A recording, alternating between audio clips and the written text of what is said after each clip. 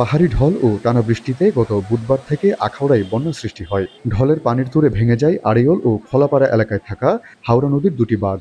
2 দিনে প্লাবিত হয় আখাউড়ার বাউতলা, বঙ্গের চর, কালিকাপুর, খোলাপাড়া ও আড়িয়ল সহ 40টিরও বেশি গ্রাম। তবে শুক্রবার থেকে পরিস্থিতির কিছুটা উন্নতি হতে থাকে।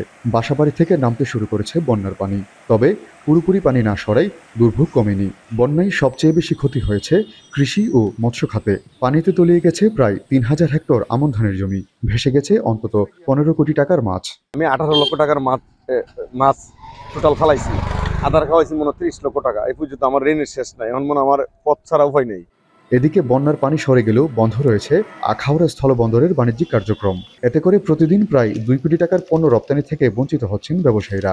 এছাড়া গত 21 আগস্ট থেকে বন্ধ রয়েছে ইমিগ্রেশনের কার্যক্রম। $50,000, $60,000, $80,000 মতো মাছ প্রতিদিনই তো এক্সপোর্ট হতো।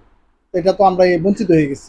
আখাউড়া ছাড়াও উজান থেকে নেমে আসা পাহাড়ি ঢলে ভারত সীমান্তবর্তী কসবা উপজেলার কয়েকটি গ্রামেও বন্যা সৃষ্টি হয়েছে।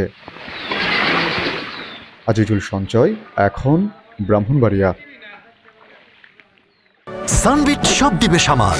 সানবিট ম্যাজিক প্রেস ডিশওয়াশিং এর মাথা ঘোরানো সলিউশন।